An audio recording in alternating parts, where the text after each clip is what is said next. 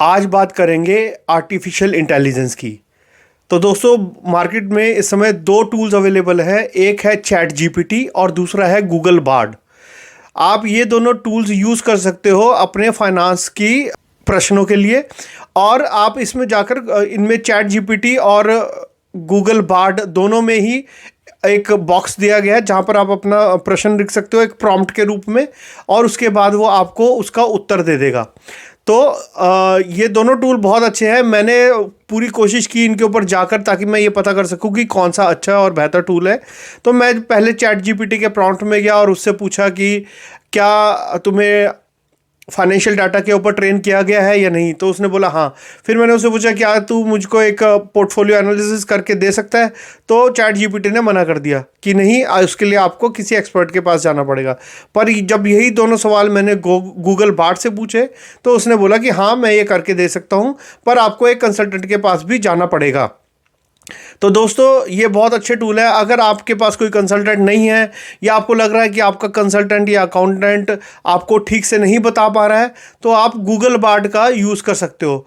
अभी मैं आपको दिखाऊंगा कि कैसे आप गूगल बार्ड का यूज़ कर सकते हैं अपनी कुछ भी प्रश्नों के निवारण के लिए, और बहुत ही सिंपल है। तो आओ अब देखते हैं कि गूगल बार्ड और चैट जीपीटी में बेसिकली क्या फ़र्क है। ठीक है, तो शुरुआत करते हैं सबसे पहले चैट जीपीटी से। ठीक है, चैट जीपीटी में मैंने ये प्रॉम्प्ट डाला कि calculate my income tax as पर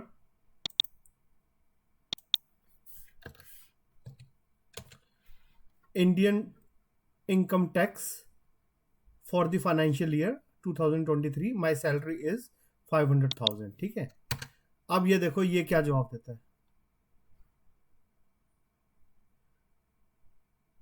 ओके, ये देखो इसने कितना डिटेल्ड जवाब दिया है कि अगर आप इंडिया में हो और आपकी सैलरी है 5 लाख रुपए, तो ग्रॉस सैलरी हो जाएगी, ग्रॉस इनकम होगी salary. In your case gross income is 500,000, यानी कि 5 लाख रुपए। Individual below 60 years or age follows. तो पूरा इसने लेजिस्लेशन उठा के दे दिया, आप कैलकुलेट कर सकते हो। यानी कि अगर आप अपना प्रॉम्प्ट यहाँ पर इम्प्रूव करोगे थोड़ा सा, तो ये आपको पूरा कैलकुलेट करके दे देगी। ओके, चलो अब यहाँ पे ना इसको नया प्रॉम्प्ट देते हैं सिमिलर ही, पर इसमें अब एज ऐड कर देते हैं। ठीक है, एंड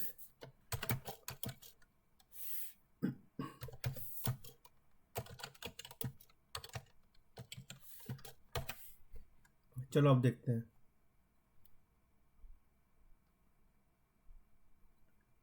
ओके, देखो अब इस प्रॉम्प्ट में क्या फर्क है। I apologize for the confusion since you mentioned that you are 40 years old. The income tax slabs applicable to individual below 60 years will differ slightly. तो ये इसने डिवाइस कैलकुलेशन करके दे दिया और ये बोलता है कि मेरा 10,000 रुपए का टैक्स बनता है।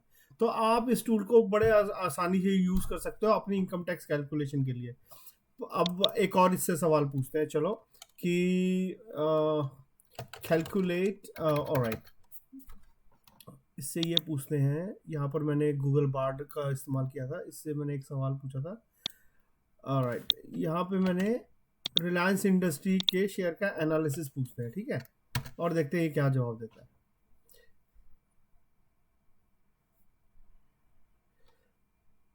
तो ये देखो ये यहाँ पर ये बोल रहा है कि as an AI language model I can provide some general information about Reliance Industries Limited, but please note that I don't have access to real-time financial data or the ability to provide specific investment advice. तो ये अपने आप को safe guard करके चल रहा है। ये बोलता है कि भाई मैं आपको इसका एनालिसिस तो कर दूंगा, पर मैं आपको किसी कंसल्टेंट को मिलना जरूरी है। ठीक है, अब यही दोनों सवाल देखो इस प्रॉम्प्ट, इसमें जो प्रॉम्प्ट आप डालोगे ना, उस प्रॉम्प्ट के ऊपर सब कुछ डिपेंड करता है। जितना आपका डिटेल्ड प्रॉम्प्ट होगा उतना ही डिटेल्ड आपका ये आपको चैट जीपीटी आंसर देगा, पर ये कोई भी रिस्पॉन्सिबिलिटी नहीं कैरी करेगा अपने ऊपर। ऑलराइट, अब यहाँ देखते हैं कि यहाँ बार्ड कैसे काम करता है। तो मैंने बार्ड को भी यही डाला था, यही कि calculate my income as per Indian income tax. ऐसा है, यहाँ चैट जीपीटी से कॉपी कर लेते हैं इसको, फिर वहाँ पेस्ट कर देंगे। ठीक है, तो यहाँ पर हमने इसको डाला चैट जीपीटी पर, और देखो ये क्या कहता है। ये आपको,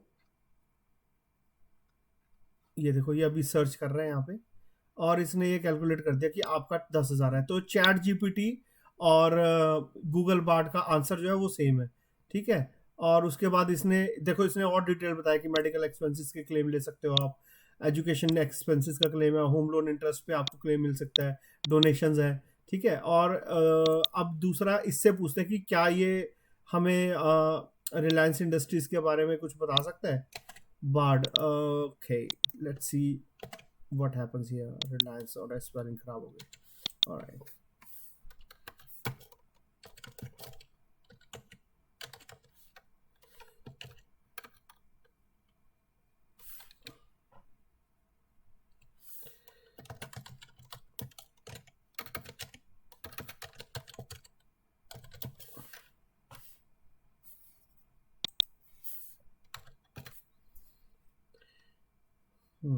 तो देखो दोस्तों, ये आप सर्च कर रहे हैं यहाँ पर कि रिलायंस इंडस्ट्रीज का शेयर एनालिसिस, मैंने इसको बोला डिटेल में देना है।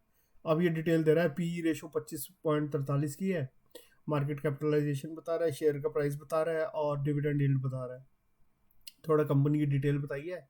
और ओवरऑल एंड में कंक्लूजन दे रहा है, overall RIL is a good investment option for investor looking for exposure to the Indian market. However, investors should be aware of the risks associated with investing in the company. तो इसने एक general से आपको view दे दिया और इसने आपको बता दिया कि इसकी क्या वैल्यूएशंस वगैरह हैं। पर चैट जीपीटी ने बताई थी हमें ना, ये देखो चैट जीपीटी ने हमें कुछ नहीं बताया।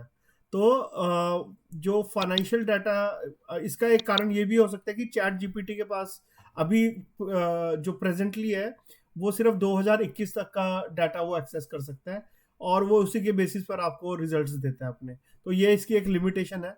बार्ड के पास ऐसी कोई लिमिटेशन नहीं है, पर बार्ड जो है ये एक्सपेरिमेंट मोड में है, जो मेरे को अभी लगता है कि थोड़ा सा ये पैनिक रोल आउट है कि because of fear of missing out, कि चैट जीपीटी कहीं आगे ना निकल जाए।